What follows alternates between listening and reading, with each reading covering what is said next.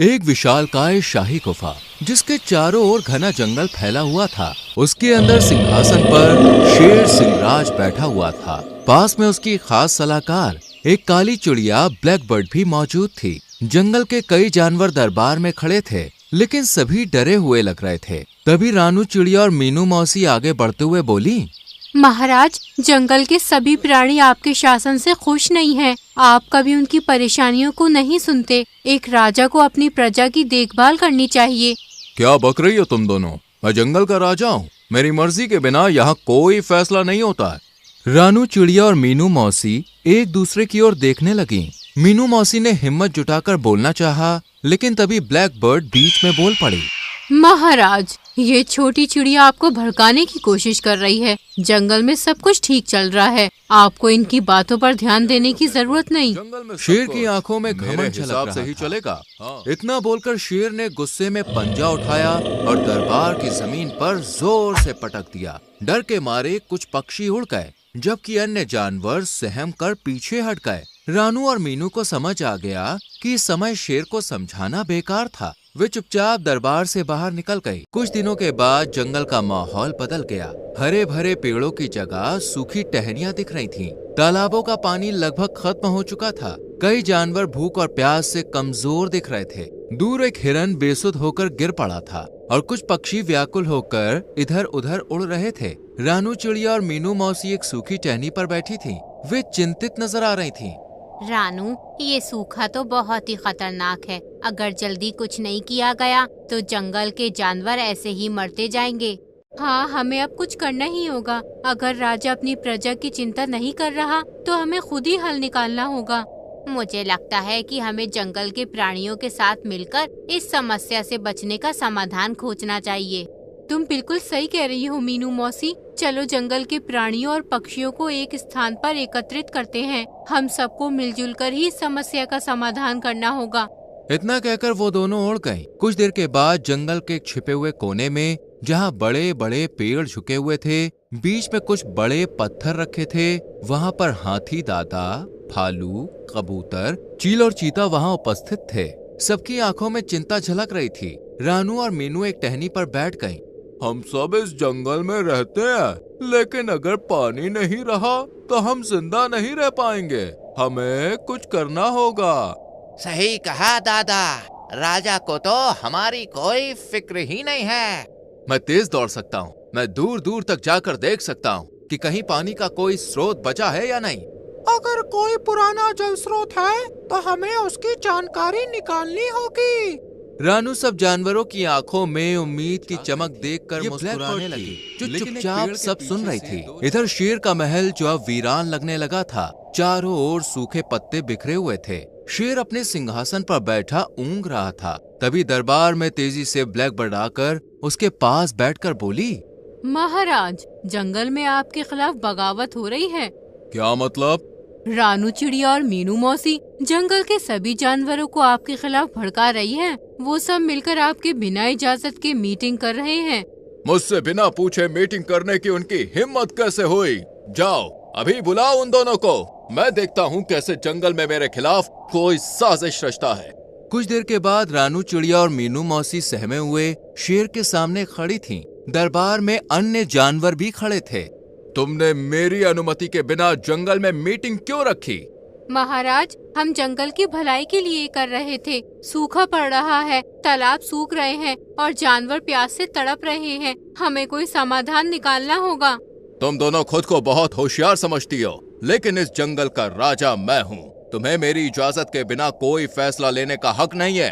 तुमने जिन जानवरों के साथ मीटिंग की, उन्हें लेकर जंगल से दफा हो जाओ। आइंदा यहाँ मत आना। महाराज, हमें एकता में शक्ति का महत्व समझना चाहिए। हम सब मिलकर इस संकट का हल निकाल सकते हैं। बस बहुत हो गया, अब जाओ यहाँ से। रानू और मीनू दुखी मन से दरबार से बाहर निकल गईं। कुछ देर के बाद रानू चिड़िया, मीनू मौसी और कुछ जानवर जंगल के कोने में इकट्ठा थे। उनके चेहरे पर चिंता थी। कबूतर ने गहरी सोच में डूबे हुए आसमान की ओर देखकर बोला, मुझे याद है, बहुत साल पहले जंगल के एक पुराने हिस्से में झरना था जो कभी नहीं सूखता था। शायद हमें वहाँ जाना चाहिए। अगर ऐसा है तो हमें देर नहीं करनी चाहिए। हमें तुरंत ही वहाँ पे जाना चाहिए। सभी जानवरों ने एक दूसरे की ओर देखकर और सहमति में सर हिलाते हुए झरने की खोज में निकल पड़े। जंगल का रास्ता मुश्किल था, चारों ओर सूखे पेड़ थे, तेज धूप से सभी परेशान थे, लेकिन फिर भी वे आगे बढ़ते रहे। अचानक झाड़ियों से दो भेड़िया निकलकर सामने आ गए। उनकी आंखों में भूख और क्रूरता थी। जानवर घबरा गए। हमें इनसे निपटना होगा, नहीं तो हम आगे नहीं बढ़ पाएंगे। तुम्हें यहाँ से जाना होगा, वरना अच्छा नहीं होगा।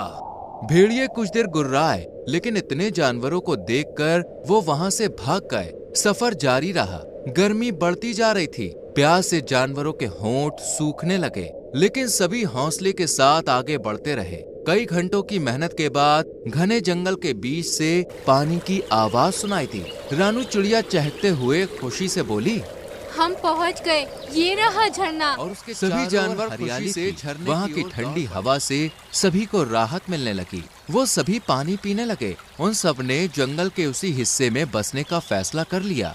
देखा, जब हम सब एकजुट हुए तो हमें रास्ता मिल ही गया। इधर शेर का जंगल वीरान हो चुका था। सूखे पेड़, खाली तालाब और इधर उधर भटकते कुछ जानवर नजर आ रहे थे। शेर अपनी गुफा के बाहर बैठा था। उसकी हालत कमजोर हो चुकी थी। भूख और प्यास से उसकी चाल लड़खड़ा रही थी।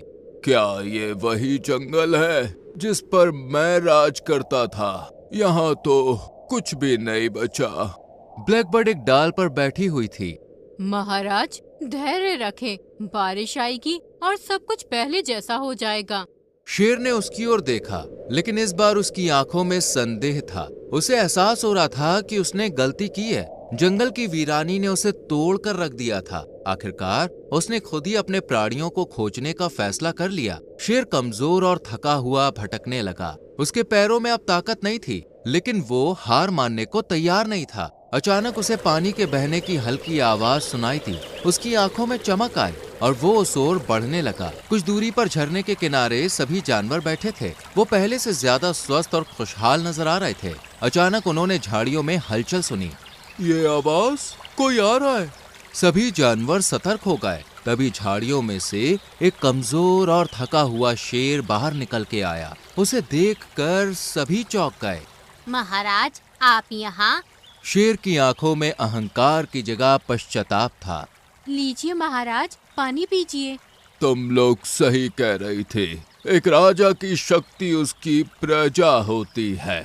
जब प्रजा खुशहाल होगी तभी जंगल भी समृद्ध होगा। मुझे माफ कर दो। महाराज, आपकी गलती बहुत बड़ी थी, लेकिन अगर आप वास्तव में बदलना चाहते हैं तो हम आपको एक और मौका देंगे। तभी शेर की नजर पेड़ की डाल पर बैठी ब्लैकबर्ड पर पड़ी। उसके चेहरे पर एक कठोरता आ गई। इसे अब यहाँ रहने का अधिकार नहीं।